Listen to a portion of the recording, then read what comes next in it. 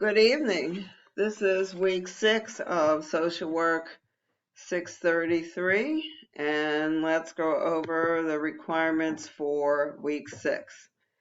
So, we are going to be talking about some of the work of Virginia Satir and her study of how a family's communication patterns can directly impact the self-esteem and behavior of each family member. The learning objectives for this week are to describe some key concepts of the communication model and to describe 2 examples of how Satir attempted to improve communication among family members in the video Blended Family with a Troubled Boy. The learning resources for this week are as follows. There are a number of articles on Virginia Satir's theoretical approach in terms of her family therapy model, what has become of that model, and patterns of communication. And then you're to choose one of the following readings, but download all of the readings for future reference. There is a handout that can be used for adolescents, and we'll just go over the full title for adults and adolescents on family-focused therapy, and it describes what the therapy includes, what the therapist will do, and what the family responsibilities are as well. So take a look at that handout. There is the website that is the Satir Institute of the Pacific. Virginia Satir is now deceased as of 1988. Going back to the activities, there is a media requirement for this week that you'll be using in your discussion post, and that is looking at this video of Satir working with a blended family, and the video is called Blended Family with a Troubled Boy.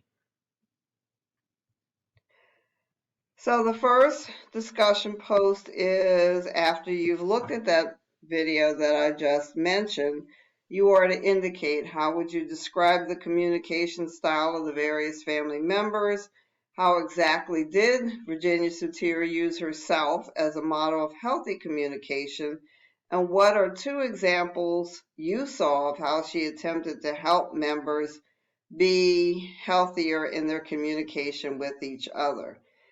And you are to do your initial post and then a follow-up post between Friday and Sunday.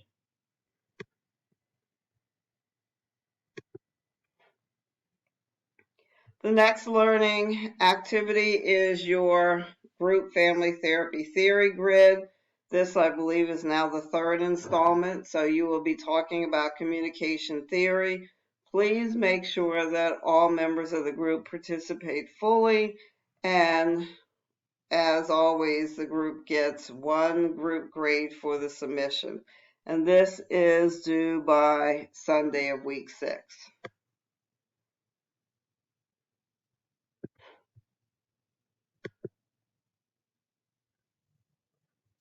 So to go back and now talk a little bit about communication theory.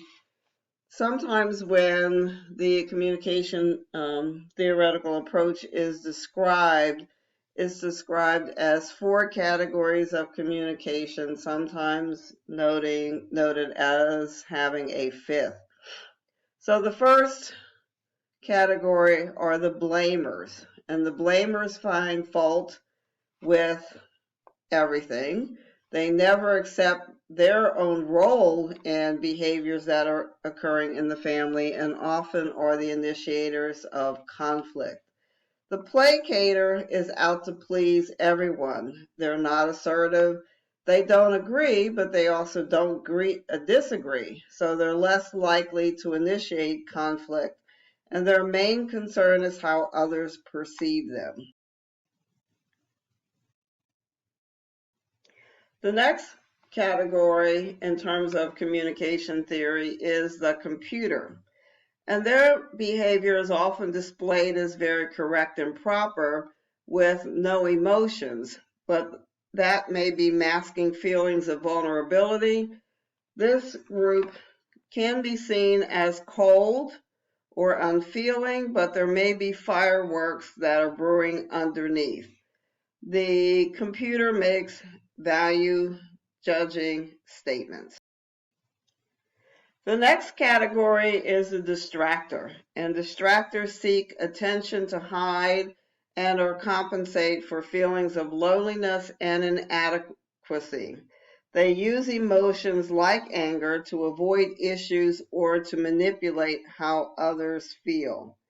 This last category can also be seen as an intervention. So this is the possible fifth category, and this is the leveler. This is where we want to get to in terms of our communication style.